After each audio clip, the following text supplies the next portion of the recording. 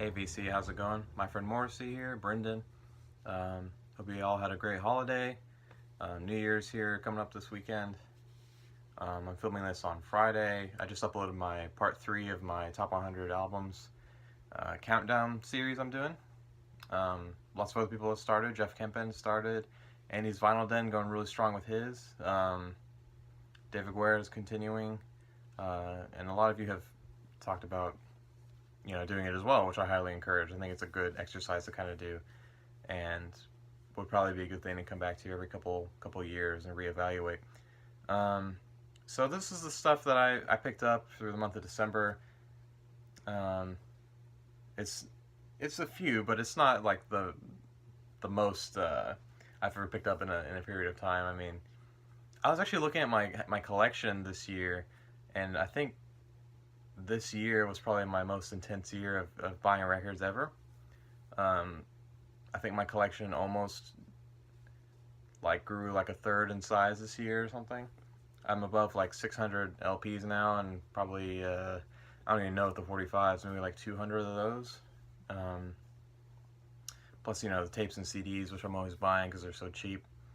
But yeah, it's been a good year for collecting on my part, and I've got some cool stuff to show here, so I guess I'll just get started. Rounding out, or continuing to round out my Beach Boys collection, one of my favorite songs by theirs, Heroes and Villains, on Brother Records, which you never really see this label outside of late 60s through 70s Beach Boys stuff. And the B-side here is You're Welcome, which was a non-album track. It's kind of cool. It is on the bonus tracks of the Smile sessions, which is pretty nice. Those are recorded obviously during the Smile era, post Pet Sounds, before Smiley Smile. And this one I've been looking for a while, because I was kind of doing a thing where I think this is the second to last one I need. I was doing a thing where I was collecting all the 45s from the first Guardians of the Galaxy soundtrack. I saw someone on Reddit do something similar, and the only song from that soundtrack that was not ever released on a 45 was David Bowie's Moon Age Daydream. That's only on the Ziggy Stardust album. But the second to last one I needed was the 5 Stair Steps with Ooh Child. And this B-side is Who Do You Belong To? I think there's another version where they do like a cover of Dear Prudence by the Beatles. It's kind of interesting. Yeah, great song, great sort of pop soul song. The last one from that soundtrack that I need now is Cherry Bomb by the Runaways, which is kind of pricey. I would also settle honestly for their first album, which I have never seen before. I know they're available online, but they're a little pricey, like I said.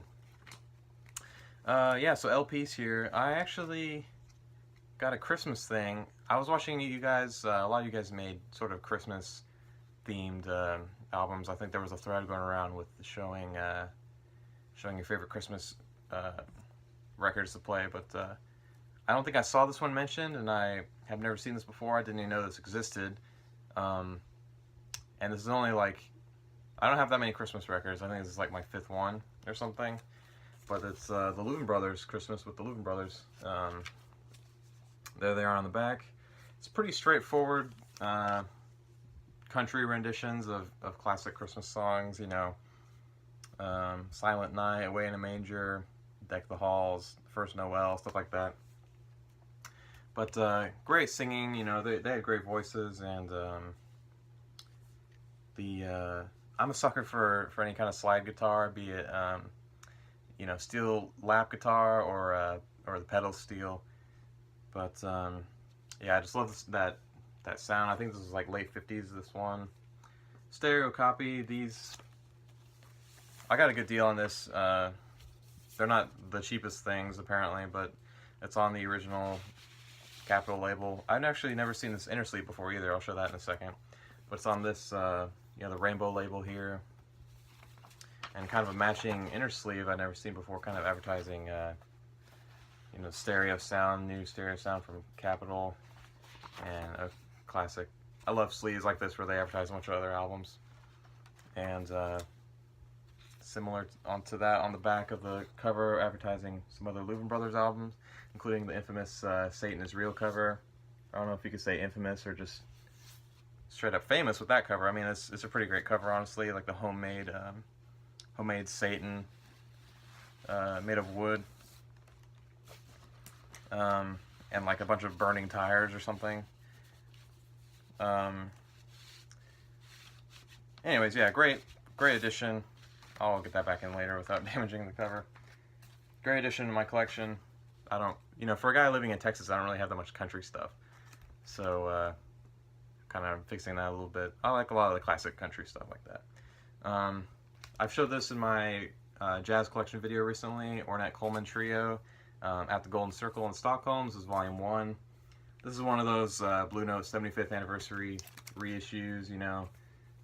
Press It United, so I've heard these are kind of hit and miss in quality. It sounds okay to my ears and on my system, and I didn't have any like major pressing defects or anything, so it was a good deal. It was like $10.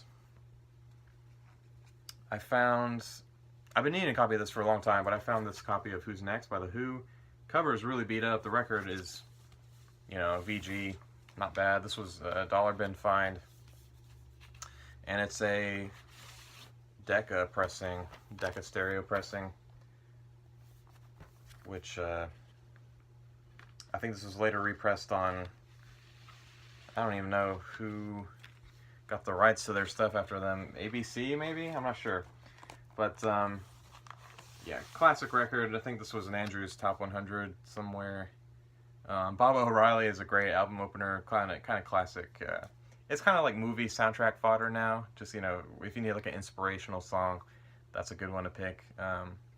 But, you know, Won't Get Fooled Again is one of their best songs in my opinion. I like it better than like Who Are You?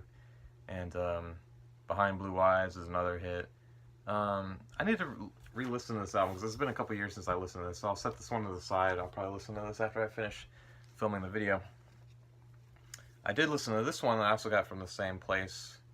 I don't remember if this was also a dollar bin find or not, but I've seen this on the background of Shamrockin' Records, one of his videos, hanging on his shelf there. This is Emmet Rhodes. I guess it's just self-titled Emmet Rhodes.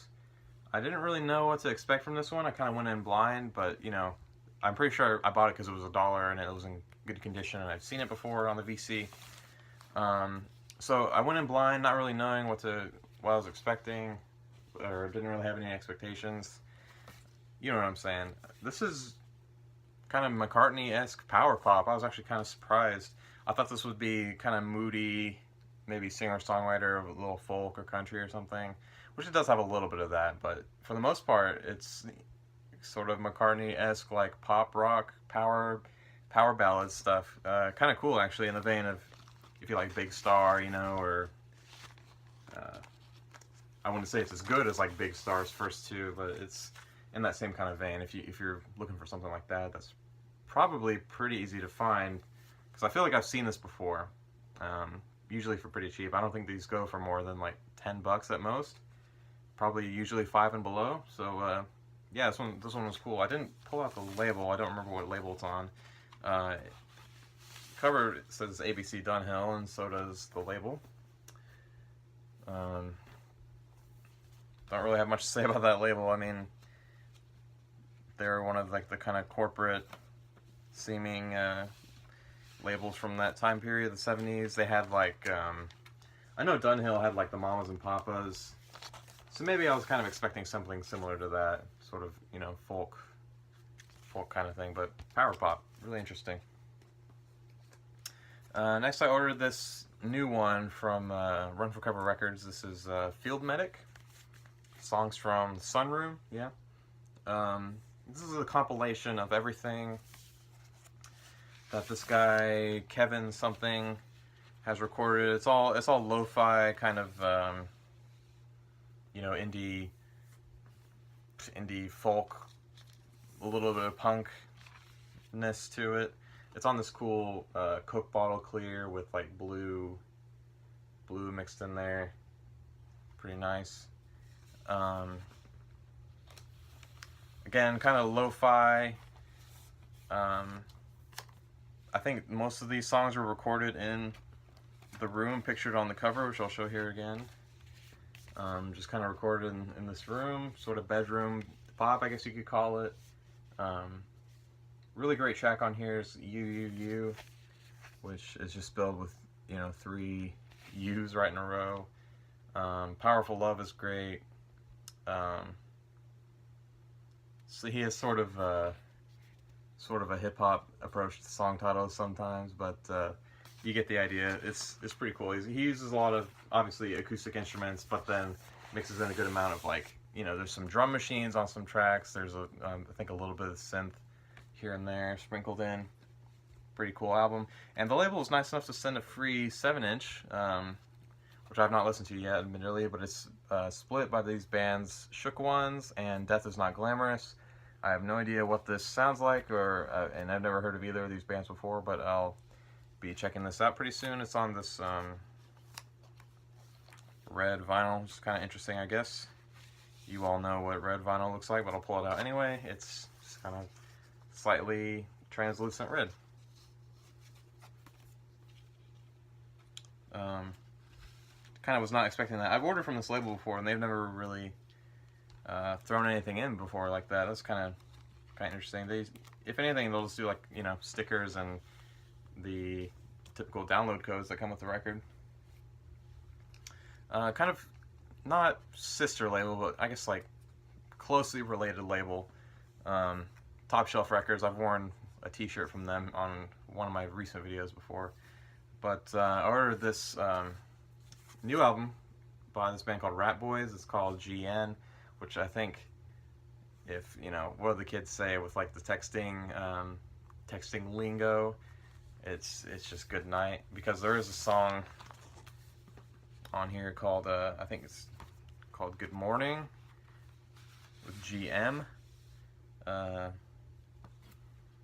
there's a song called GM, so I think it just means, like, good night and good morning.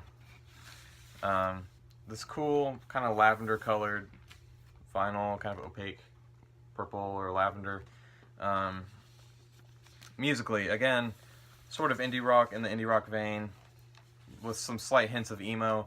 And I was actually really impressed by the, there's like a little bit of country, I guess you could call it twang, for lack of a better word. Again, with, like, there's like pedal steel guitar on like 2 or 3 of the tracks. Yeah, accordion, cello, violin. Yeah, pedal steel on 3 tracks. In addition to just, you know, electric guitars, acoustic guitars, bass, drums, vocals. Female vocals here, kind of nice, soft, dreamy female vocals. This is one of my favorites from the year. I'll probably talk about this again when I make a video pretty soon about my favorites from 2017. This will be on there. I highly recommend checking this out if you're a fan of, like, I don't know, girl pool and, like, oh, what's that other band? They just came out with a record this year too. I'm gonna think of it when I get to that video, but cool stuff. I recommend this. Now, just the other day, I think it was actually the day, oh wait, I got one thing before that. Probably the coolest single thing I got this year was an online purchase, or not this year. I mean this past couple weeks, like this month. The coolest thing I got was an online purchase. Classic album, classic artist, one of my favorites as of late. The great Iggy Pop. This is his album, The Idiot. Original pressing, US pressing. These are a little pricey online, so I had to kind of go for a copy with some slight scuffing. You know, this isn't really a quiet album per se. It's got kind of sort of I want to say, go so far as to say industrial sort of rhythm to it, but it kind of leans in that direction with the electronicness, sort of art rock, that sort of experimental sound he was going for. This was, you know, produced by, or co-written with Bowie, or recorded by Bowie. I don't think it was produced by him. But Bowie was there, Bowie was involved. They were obviously friends at this point, hanging out in Berlin. this is a great album. I really love the tracks, or really all of them. But the whole first side is fantastic. You know, Sister Midnight is one of his classic songs. Nightclubbing, Into Fun Time, Baby, China Girl. And then on the second side, you get these two longer tracks, Dum Dum Boys and Mass Production, with another great song in the middle there, Tiny Girls. Kind of sparse on the packaging, all the lyrics are on the back, credits and everything on the back, no insert, just sort of standard RCA labels as you saw. But yeah, just fantastic album here, Iggy Pop, The Idiot. Really glad I got this one. I did have to kind of pony up, and I didn't get the nicest copy in the world. Definitely a good player, very satisfied with it. Cover's nice too, by the way, as you can see. I mean, no splits or anything like that. And now we just need The Idiot and probably an original Stooges Funhouse, and I'll be good, mostly with Iggy Pop stuff. In terms of like going out of my way to buy Iggy Pop stuff, obviously as I see it, I'll pick it up in stores and things.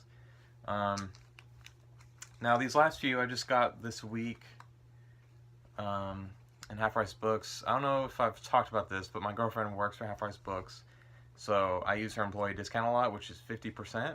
So that's pretty nice. She's nice enough to go with me to pick out some records to get for 50% off. So we did that this week while we had some time off. So these few here I got. Then first up, I have not listened to this yet, but this is Thin Lizzy with Jailbreak.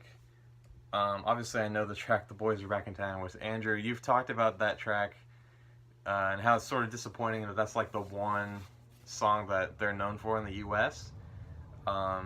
So taking your word for it, you know, getting a nice copy for a good price, 50% off on top of that, I had to pick this up. I've never actually seen this before, so I guess I say this all the time, but I have now bought every single copy of this I've ever seen, which is one. But yeah, just as far as I can tell, just standard original press. I don't even know what labels is on. I guess it probably says on the label, so let's take a look. Now that I brought it up. Oh, it says Mercury on the front. But now that I'm already in here, yeah, it's on this Mercury label, the kind of Skyline label. I don't know the official term for it. Skyline label sounds good to me. Like I said, really clean. Looking forward to checking it out. I actually really enjoy the song Boys Are Back in Town, even if it is a little overplayed. Yeah, I'll check this out. Another British band. This is only my second album I ever got by them. It's Sabbath with Sabotage. That's a great cover there, actually. I love all their outfits. And the back is equally as good. I've only listened to the first side of this so far.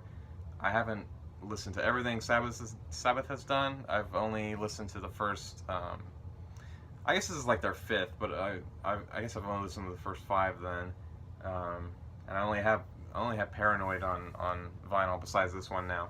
But this is a slightly later pressing, I think. Maybe I'm wrong.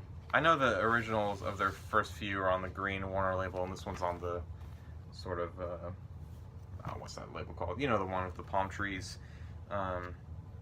So maybe that is the original label by this point. Maybe someone with a little more knowledge can clue me in on that. But it's palm tree label pressing, decent sound quality, decent pressing for, again, the price, 50% off. Could not pass that up. Pretty exciting here. I had known this was in the store. It was kind of sitting in their display case for a while. No one had got it, so 50% off. I had to grab this. Butthole Surfers. This one's called a Rembrandt Pussy Horse. Really interesting album here. I mean, Andrew, you just talked about your contest, which is coming up, to have interesting cover songs. I'm contemplating including one of the tracks off of here, which is the track American Woman, which is kind of a bizarre sort of reworking of the Guess Who track American Woman. That's a strong contender for my my entry. But yeah, I think this is pretty weird, honestly. It's punk, it's post-punk, it's a little industrial, and it's just weird. What else can you say? This is kind of crazy. I don't really know what I was expecting based off of, I've heard like Electric Larryland and stuff, but this is kind of out there. So I liked it. I'll be looking for more of their stuff, and definitely no regrets with this was like $10 with the 50%, but yeah, I'll be looking for more of their stuff. I'm pretty sure this is an original, by the way. I don't know if you saw that label, but yeah, whenever I see stuff like this, which is rare, I'll check it out, you know, and this is just kind of the thing that is rare to see around me. And so, I mean, it's not like usually in a place like Half Price Books, no one's really going there to look for kind of weirdo punk stuff. They're usually there for, you know, like your Beatles, Pink Floyd, Led Zeppelin, that kind of thing, which they'll have occasionally. But what am I trying to say? I'm always on the lookout for that kind of thing. So if anyone has any more recommendations for stuff to look out for, being like it doesn't necessarily have to be weirdo, but just maybe slightly lesser known punk bands. Obviously, I'm always on the lookout for like Ramones and you know, things like that. I have all Talking Heads stuff. I need some Devo in my life. I don't have any. Well, that's not true. I have one Devo. I need like Are We Not Men? We Are Devo. I need that one. What's the name of the other one? You get the idea. I'm looking for kind of stuff sort of like that. Maybe slightly weird.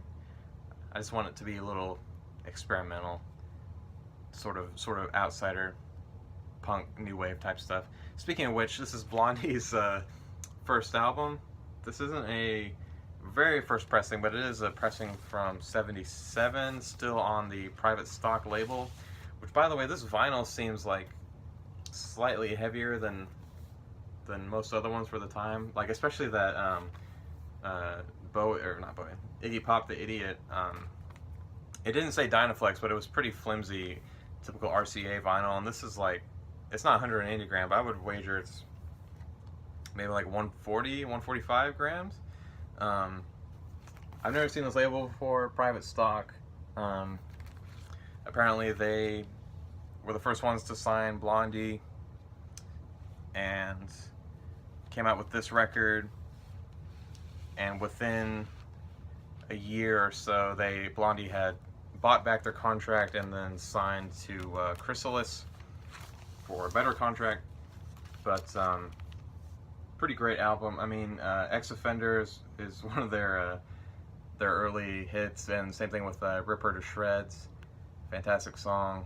I love that photo on the back. I mean, you can't really go wrong with Debbie Harry, any Debbie Harry photos. Or, not to objectify her, she's a great vocalist. She obviously, you know, kind of makes this band's persona. It's obviously named after her. But man, Debbie Harry, she could probably beat me up, and that's kind of attractive, if you know what I mean. Anyways, great album. I'm looking for, now I have this one, I have Parallel Lines and Auto American. I'd like to get a full discography of Blondie for, you know, on the cheap if I can. I've never seen this one before. I've seen their second one before, but it was a little pricey. They wanted like $15 for it. I would pay like, you know, $5 or $10 for their second album. And then I see Eat to the Beat a lot, but again, I'd probably hold out for less than $5 for that one. I'm not so crazy about their material as time goes on, but I've got the essentials, I think, now, and just looking for more. Always looking for more stuff.